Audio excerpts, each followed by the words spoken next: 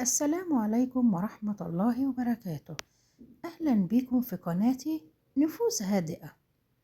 النهاردة هنتكلم في الفيديو بتاعنا عن إزاي نقول كلمة لأ ونحافظ على احترامنا ونفسنا في نفس الوقت. احنا في حياتنا اليومية في كلمة واحدة بس ممكن تغير كل توازن حياتنا. الكلمة دي هي كلمة لأ. لكن انت فكرت في يوم ليه الكلمة دي بتبقى صعبة علينا قوي؟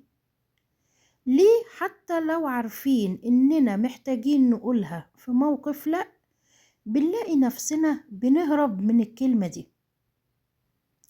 الموضوع مش بس رفض طلب اللي قصادك، الموضوع احترام نفسك واحترام حدودك وقدرتك واعتزازك بقرارك الشخصي. في الفيديو ده هنتكلم عن ليه بنخاف نقول كلمة لأ، والفرق بين لأ الضعيفة ولأ القوية. ليه دايما كلمة لأ صعبة علينا؟ عشان كذا نقطة. أول نقطة الخوف من الرفض. احنا من صغرنا اتعلمنا ان القبول بيساوي الحب والرفض بيساوي الخسارة. عشان كده أول ما بنفكر نقول كلمة لأ عقلنا بيحاول يربطها بالخسارة أو فقدان العلاقة. تاني حاجة كلمة لأ صعبة علينا لأن عندنا عقدة إرضاء الآخرين. إحنا كتير مننا اتربى على إن الطيبة يعني استسلام وتلبية كل طلب يطلب منك، وبالتالي لما تفكر تقول لأ بتحس بالذنب أو القلق. تالت حاجة بتخلي كلمة لأ صعبة إن إحنا نقولها الخلط بين الطيبة والضعف. في ناس كتير مش فاهمين إن كلمة لأ مش معناها ضعف، دي معناها طيبة، معناها احترام الناس ومراعاة مشاعرهم. الضعف الحقيقي إنك تسمح للآخرين يتجاوزوا حدودهم معاك وما تقدرش تقول لهم لأ. اعرف كويس إن اللي دايما بيقول نعم على طول لأي حد غالبا الناس بتتعامل معاه على إنه مستغل، لكن اللي عنده حدود واضحة وبيعرف يقول كلمة لأ بوضوح هو اللي بيكسب احترام الناس وثقتهم فيه. الناس مش بتحب اللي بيقول نعم عشان كسل أو خوف، لكن الناس بتحب دايما اللي يعرف قيمة نفسه ويعرف يحط حدود واضحة لنفسه.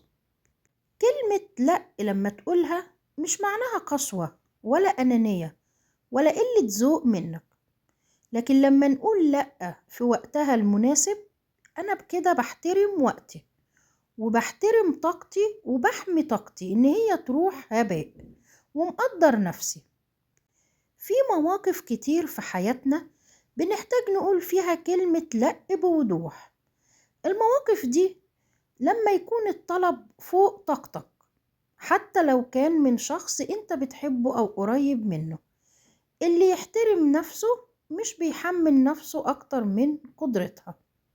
تاني حاجة نقول لأ لما يكون الطلب ضد مبادئنا. لو الطلب مننا شيء بيخالف مبادئنا ومعتقداتنا وديننا، رفضه مش ضعف، ده قوة. لما يكون الطلب مستنزف نفسيا بيسبب لنا ضغط أو استنزاف نفسي، هنا تستاهل إنك تقول لأ بكل وضوح وثقة. طيب إزاي إحنا نقول كلمة لأ بطريقة بتحافظ على احترامنا، يعني بطريقة شيك؟ أول حاجة ما تبررش زيادة عن اللزوم. مش لازم تحكي حياتك كلها، جملة واحدة تكفي.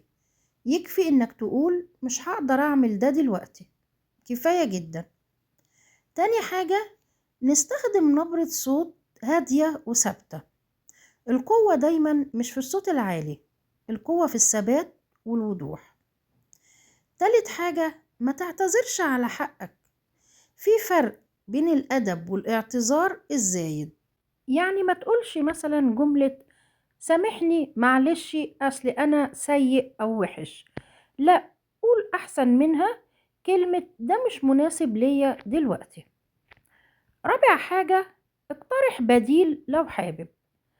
لو انت حابب تحافظ على علاقتك بالآخر بدون ما تخسرها أو تخسر نفسك، قول مش هقدر أساعدك النهاردة، بس ممكن نساعدك في وقت تاني.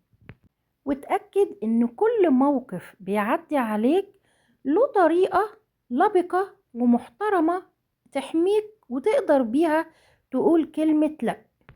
ولما تبدأ تستخدم كلمة لأ في المواقف اللي انت مش عايز تمارسها، هيظهر بعض النتائج. زي بعض الناس هتزعل منك، وده شيء طبيعي لأن هم متعودين منك على تلبية رغباتهم وكلمة نعم على طول. وفي ناس برضو هتحترمك أكتر لأن اللي بيحترم نفسه الناس بتحترمه.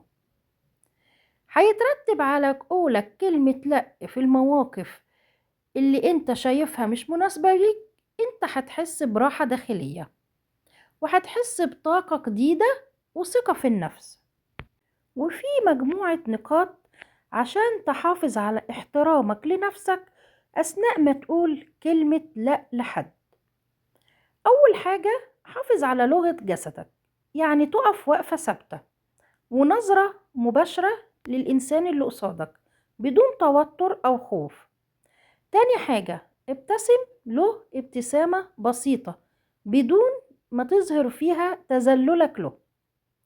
استخدم كلمات واضحة ومباشرة مش مبهمة، وتجنب الإفراط في التبرير. ما تبررش ليه انت رفضت الموضوع ده. اعرف قيمة وقتك وطاقتك، وافتكر دايما اللي يحترمك هيحترم حدودك، واللي هيزعل من كلمة لأ اللي هتقولها له الشخص ده كان مستفيد من كلمة نعم قبل كده. قول لأ بدون خوف وبدون ما تشعر بالذنب وبدون ما تبرر. احترامك لنفسك هو المفتاح الأساسي عشان الناس تحترمك فعلا.